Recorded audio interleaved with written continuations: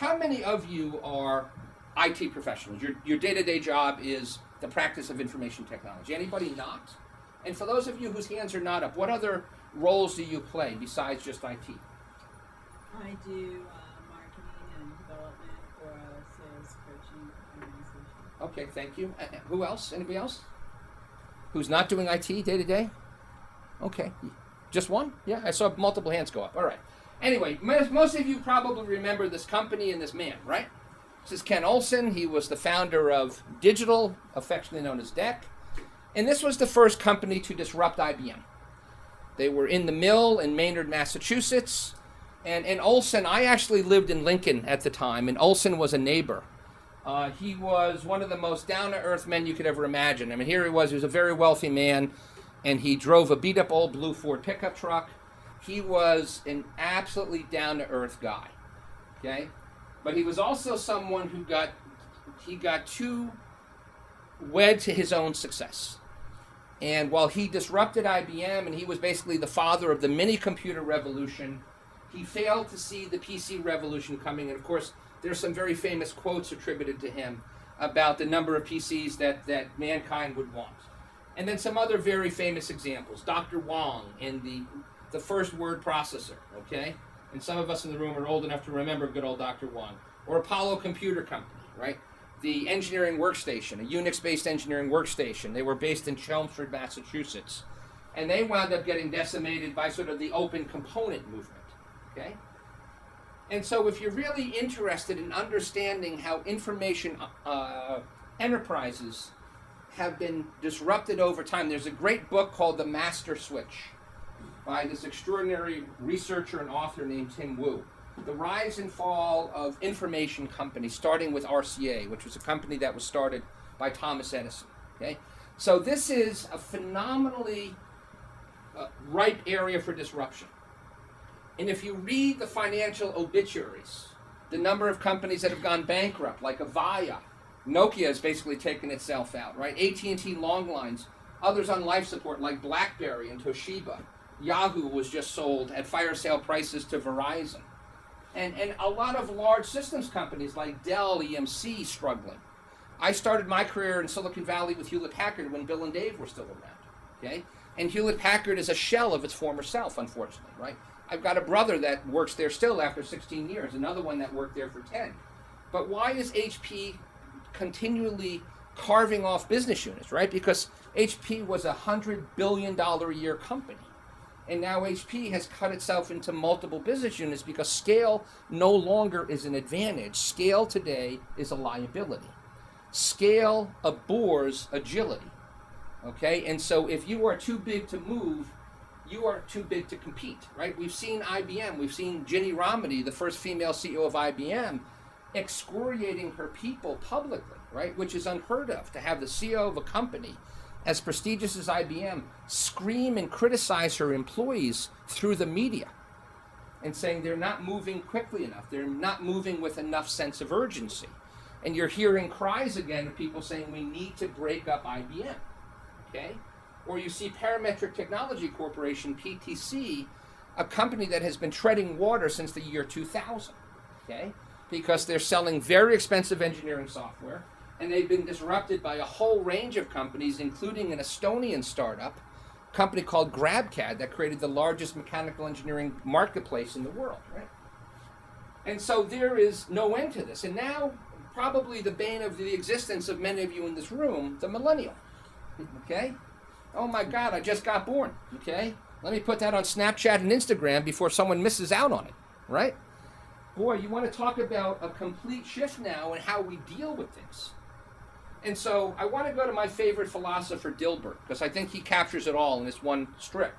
And so Dilbert's on one of those early speed dates, and he's sitting having an adult beverage with a woman, and she finishes describing to him what she does for a living. And then she turns the tables back to Dilbert. And he goes, well, I'm building an app that will make your entire industry obsolete. I'm almost done, and it looks pretty good. And I realize you probably can't see her facial expression, but she's looking a little bit freaked out right now, okay? And then she gets really crazy, and she goes, you're destroying my life. And this is Dilbert. He's an engineer, so he's very logical. Not a lot of emotional intelligence in this man. And he says, no, I'm only making the app. It's the app that will destroy your life, okay? Not me. I'm a good guy. And she recovers and she says, Dilbert's probably a uniquely educated guy, probably makes a good living, probably quite interesting. You know what, I'm going to go for it anyway. This got a little bit awkward, but I'm attracted to smart men. So would you like to go out this weekend? And Dilbert, as harsh as he's ever been, says, I don't think it's a good idea. I cannot get past your dead-end career. Okay? Now that is way harsh, okay? Ouch. Mr. Dilbert, that was not very nice. So here's the challenge, right? And I started before we started the cameras rolling talking about the event I went to last night with a number of generals, admirals, and the head of the U.S. Global Special Ops Command complaining about the difficulties of innovating, okay? This quote, I think, is brilliant. So Robert Nardelli was one of 3 vice chairmen at General Electric under Jack Welch. He did not win the beauty contest. It went to Jeffrey Immelt. And so he went on and had to make his money elsewhere. And Jack Welch, who I consider to be the greatest CEO in the history of the United States, has nothing but great praise for Nardelli as maybe the best operations person ever that he'd ever worked with, which is from Jack Welch. That's a hell of a compliment. Okay? And Nardelli's quote is brilliant. There's a fine line between insubordination and entrepreneurship, or let's call it intrapreneurship, right? Insubordination, of course, is a military term. I have been directly disobedient of an order from my immediate supervising officer, okay?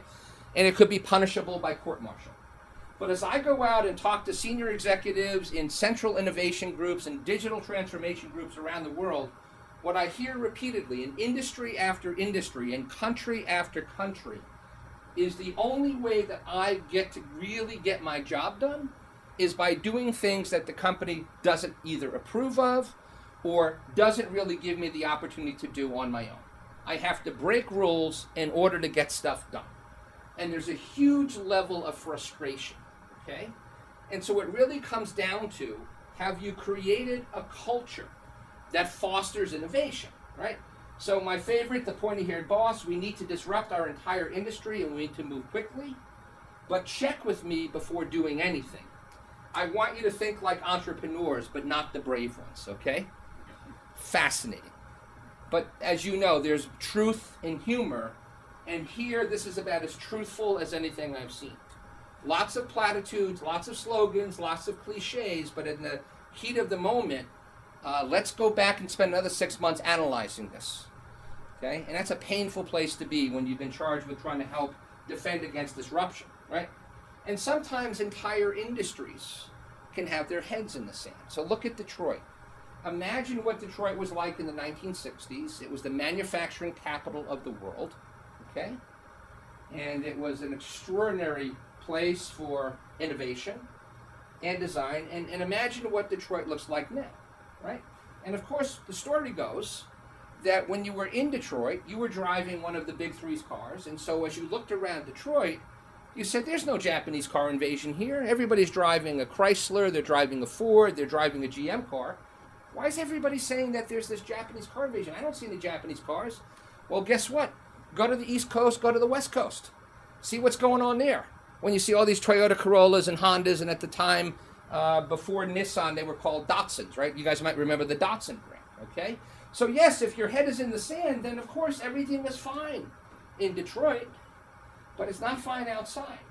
And so this is, I find, to be an extraordinarily instructive slide.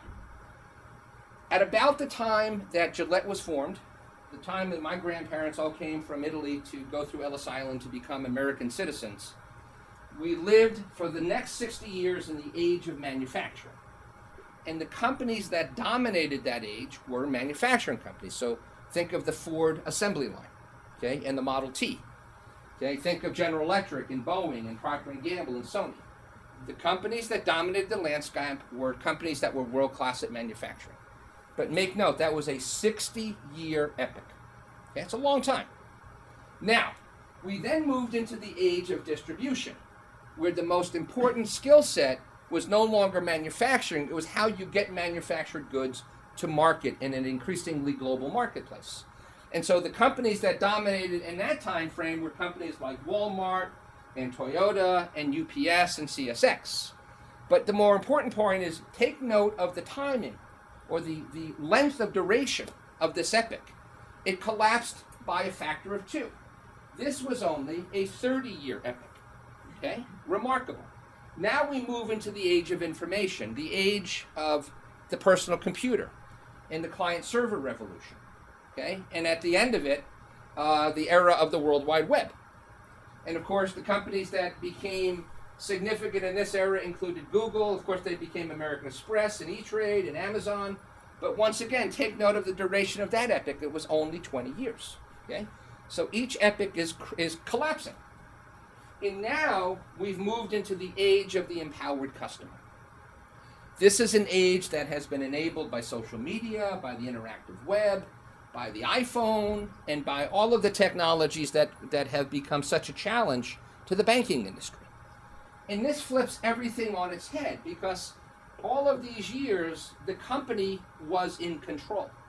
The company controlled the flow of information. The company controlled everything. Today, however, everything gets flipped upside down. Now the customer is squarely in control. The customer is the one that is driving the agenda, driving the discourse, publishing, reviewing, critiquing. Okay? And so this is a profound shift in the history of business.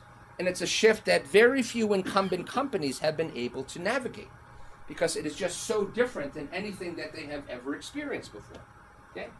So Mark Andreessen, as a 21-year-old wonderkind at the University of Illinois Champaign-Urbana, said very presciently, software is eating the world, right? He was the gentleman who created the Netscape, the company called Netscape. It commercialized the Mosaic web browser that he created that basically took Tim Berners-Lee's creation and popularized and democratized the World Wide Web and took it out of the realm of DARPA and out of the realm of university research. And when software began to eat the world, things started to move even more quickly, if that's even possible. And so remember the numbers I put up earlier, that half of the Fortune 500 went away in the last 16 years. Well, once again, if you look at the amount of companies that are failing in the period from 73 to 83, 35% of the Fortune 1000 went away. From 83 to 93, 45% went away. And from 93 to 2003, 60% went away. Okay, so the smaller scale companies are shrinking away even faster. And then what's happened here, you may or may not recognize, but the year 2007 was an extraordinarily eventful year in human history. And there's an extraordinarily eventful year in the history of commerce. Because in 2007, the iPhone 1 was born. Android was launched. Facebook, okay, by the way, they've sold 1 billion of these phones. Okay? By the way, there's been several billion Android phones that have been sold since 2007. Facebook today has 2 billion active users. They have a larger community than the country of China. Okay? YouTube was born. 1 billion hours of YouTube video are consumed every single day in this country alone. 1 billion hours. Okay? And of course, Twitter was born. So just imagine how important the year 2007 was and continues to be. Now that's now 10 years ago. It seems like the blink of an eye. Okay? But this was the beginning of the next wave of disruption, which was truly digital disruption. And then for those of you who are on the infrastructure side of the house, you'll also recognize that 2007 was a pretty eventful year for IT infrastructure. Okay? Intel started using non-silicon materials as a way to extend Moore's law. Okay? IBM came up with Watson and really began to commercialize the notion of cognitive computing in machine learning. Okay? For those of you, anybody in the room run a DevOps team? Anybody writing software or working on software? So an extraordinarily powerful platform called GitHub, which allows you to much more effortlessly than ever before access open source code and software from all around the world and share it as simply as you put something up on Facebook or Instagram. Okay? And so Hadoop, big data and analytics, all of these had profound implications for the way we manage IT infrastructure.